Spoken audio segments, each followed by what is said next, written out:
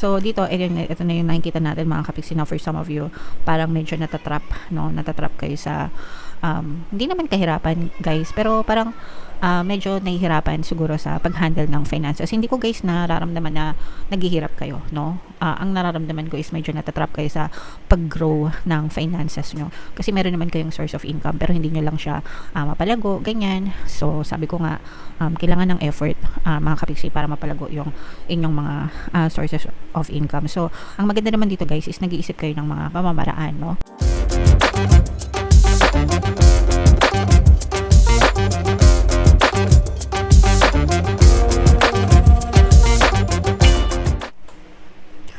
Hello guys, hello Gemini, welcome back to Pinoy Pixie Tarot. Ang pamagat ng episode natin for tonight is first half kapalaran ngayong February, mga kapiksi, February 1 to 15 para sa Gemini, Sun, Moon, Rising, Sun, and Venus. Unahin natin itong deck na to mga kapiksi. Tingnan natin yung mga mensahe sa inyo or mga paparating sa inyo ngayong February 1 to 15. Pwedeng negative guys, pwede rin positive mga kapiksi. Alright, so sa mga negative na nakikita natin mga kapiksi, for some of you guys, maaaring nagkakaroon kayo ng vision problems, no? Anything na merong kinalaman sa vision nyo, guys, no? So, yung pandalabo ng mata, pananakit ng ulo, mga kapiksi. So, if meron kayong mga nararamdaman, ipa-check up nyo, guys, kasi baka mamaya akala natin malabo lang mata natin or what, akala natin sakit lang sa ulo pero baka iba na pala. So mas pabuti na rin yung nagpapa-check up, kumukonsulta sa mga manggagamot mga kapiksi, para sigurado. Okay, so wag papabayaan yung inyong mga paningin. And for some of you naman guys, maaaring nagkakaroon kayo ng konting problema na nagiging dahilan para mahirapan kayo matulog sa gabi, o kaya naman yung iba parang sa sobrang bigat ng problema nyo, minsan nadadala na sa panaginip, no? Baka nagkakaroon kayo ng mga masasamang panaginip, mga kapiksi. For some of you, pwede nagkakaroon din kayo ng mga sufferings, no? Ibig sabihin ng mga sufferings, mga problema, no? Kung ano man yung circumstance na pinagdadaanan nyo. So, relax lang, chill lang mga kapiksi, iwasan mag-overthink, kasi pag nag-overthink tayo guys, lalo lang tayong may stress, and lalo lang baka lumala yung sitwasyon nyo guys. Okay? So, kalma, mga kapiksi, libangin nyo yung sarili nyo, maghanap kayo ng kausap, entertain yourself mga kapiksi as much as you can, para hindi kayo masyadong mag-suffer ng todong-todo guys. Okay? And then for some of you naman, love is in the air para sa inyo dahil Feb-ibig month ito. So for some of you guys, ibig sabihin for some of you maaaring may mga magpakasal sa inyo, pwede rin kayo makatanggap ng marriage proposal from your specific person, or kung may mga plans talaga kayo na magpakasal, so pwede ma-push yan ngayong February. And another thing to note is for some of you, nagiging maganda din yung married life nyo, guys, yung pagsasama nyo ng inyong partner o specific person.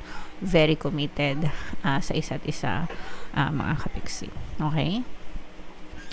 So, comment down below, Gemini, if feeling nyo nakaresonate kayo dyan. Tingnan natin yung ganap sa inyo. Shuffle natin to. Habang sinashuffle ko to, panoorin nyo muna yung video natin regarding sa ating paano mag-manifest ng abundance video course. Kapiksi, sawa ka na ba sa mga struggles at hirap sa buhay mo? Masipag ka ba at masikap sa buhay ngunit hindi ka pa rin umaasenso? Ilang beses ka na bang nag-attempt mag-negosyo at mag-invest pero palagi ka pa rin nalulugi? Sa pagkakataon na ito ay maaaring may subconscious beliefs ka na nagiging balakid sa iyong pag-unlad at pagyaman. Introducing, paano mag-manifest ng abundance video course. Dito ay matututunan mong ma-overcome ang mga balakid mo para tuluyan ka ng umunlad, umasenso, sumagana, maging matagumpay, successful at maswerte sa iyong kabuhayan, pera, trabaho, negosyo sa lapi at kaperahan ng bonggang-bongga. Dali, mag-send na ng email sa pinoypixie@gmail.com at simulan na ang iyong pagyaman ngayon. Alright, so sa lahat ng gusto mag-avail ng course guys, yung promo natin ngayong January, magbibigay tayo ng 10% discount until January 31, kaya mag-avail na kayo. And yung another course natin guys, paano mawala ang third party at magkaroon ng harmonious na relationship para mawala yung mga sabit sa relasyon nyo. And abangan nyo din yung bagong course natin, paano pabalikin si ex, revised breakup, mga kapiksi. Coming soon sa February, abangan nyo guys. So, Gemini, kayo ay represent ng King of Swords sa ating spread. Meron tayong presence dito ng water sign, Cancer, Pisces, Scorpio, at saka earth signs, Capricorn, Taurus, Virgo. For some of you, maaring may ganyang element din kayo sa inyong natal chart, or you may be dealing with other signs na may ganyan sa kanilang natal chart. So, dito, Gemini, nakikita natin na unahin natin yung sa negative, may mga negative energies dito. So, dito guys, nakikita natin na yung iba sa inyo medyo nadidisappoint kayo pagdating sa inyong kaperahan. Guys, kasi parang feeling nyo palagi na lang kayong parang palagi na lang kayong nandun sa stage na nagtitipid, ganyan. At least for some, no? Although hindi naman lahat, na parang nagtitipid tapos parang wala pa rin kayong maipon kahit na nagka-cut na kayo ng mga nagre-reduce na kayo ng mga gastusan ganyan, to make ends meet, kumbaga, and somehow makapag-save. Pero yung iba sa inyo parang nadidisappoint kayo kasi parang wala pa rin kayong naiipon, mga kapiksi. So, syempre again guys, depende yan sa una kung ano yung source of income nyo. Pangalawa, depende rin yun sa lifestyle nyo, mga kapiksi, kasi kapag yung lifestyle natin magarbo, 'di ba? Tapos isa lang yung source of income natin, talagang mahirapan kayong mag-save, no? Pero kung multiple streams naman yung income nyo, tapos yung lifestyle nyo is payak lang, syempre marami kayong masisave. So, kino-consider din yung mga factors na yun. Syempre kung gusto natin mas makaipon and mas marami pa tayong kita, kailangan tayo mag-effort, guys. Hindi lang tayo dapat umaasa sa isang source of income, no?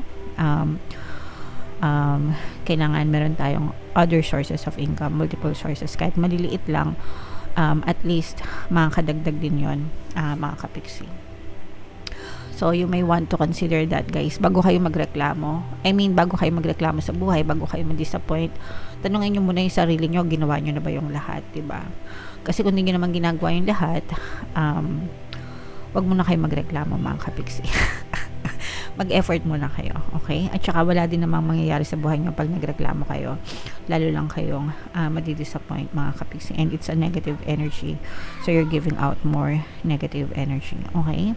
Although nakikita naman natin na may mga source of income naman kayo, mga kapiksi, and there are people na handa namang mag-offer ng tulong sa inyo, or palagi namang tumutulong sa inyo. So dito sa side na to, kahit papano, may blessings pa rin kayo, mga kapiksi, and yung mga blessings na yun dapat pinagpapasalamat nyo, guys. Again, lahat ng blessings, no matter how big, no matter how small, dapat pinagpapasalamat natin, mga kapiksi, para talagang maging maganda yung daloy ng pera sa inyo, guys, okay? So pagpasalamat natin yung mga blessings na yan, lalo na yung mga tao sa paligid natin, mga kapiksi. For some of you guys, there may be some kind of some news of pregnancy then, noon, lalo na kung talagang nagdadasal kayo, nagbapanata kayo, na magka-baby kayo, ganyan. So walang imposible, mga kapiksi. Pray lang kayo, and yeah, so maaari kayong madagdagan sa family, mga kapiksi. So what else, guys? Tingnan pa natin kung ano pang meron. So dito, guys, nakakita tayo ng okay. So dito, ito na yung nakikita natin, mga kapiksi, na for some of you parang medyo natatrap, no? Natatrap kayo sa hindi naman kahirapan, guys, pero parang medyo nahihirapan siguro sa pag-handle ng finances. Hindi ko, guys, nararamdaman na naghihirap kayo, no? Ang nararamdaman ko is medyo natatrap kayo sa pag-grow ng finances nyo. Kasi meron naman kayong source of income, pero hindi nyo lang siya mapalago, ganyan. So, sabi ko nga, kailangan ng effort, mga kapiksi, para mapalago yung inyong mga sources of income. So, ang maganda naman dito guys is nag-iisip kayo ng mga pamamaraan, no?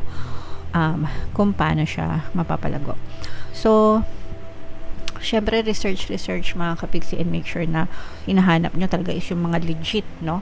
Mga legit na pwedeng mapagkakitaan guys, hindi yung too good to be true lang na alam nyo yun. Mas maganda if you start on your own, mga kapiksi. Malaki yung potential na mag-grow nyo yun, guys. Okay, basta tiyagain nyo lang, mga kapiksi. And for some of you naman guys, so yun, nakikita natin na kailangan nyo makawala dyan sa ano na yan, sa ganyang klase ng sitwasyon, mga kapiksi. And mag-ingat, no, kasi for some of you merong lungkot na maaari kayong ma-experience, kasi you might experience some conflict with another person na feeling mo inaahas ka, no? Lalo na ngayon, sabi nga nila year of the snake, no? So maraming nagkalat na mga ahas. So, mag-ingat na lang kayo guys, no, sa mga pinagkakatiwalaan nyo, especially sa mga pinagkakatiwalaan nyo, sa mga kakilala nyo, kasi baka hindi lahat sila mapagkakatiwalaan, and maaari kayong tuklawin patalikod, and this will bring you a lot of sadness, no, loneliness, mga kapiksi, kasi parang mag-i-emo kayo when that happens. Parang may isip nyo, bakit ko pa naranasan to, anong ginawa ko sa kanya, bakit niya ako ginanito, ganyan. So it's a reminder or babala na mag-ingat kayo sa mga taong pinagkakatiwalaan nyo. Okay? Alright.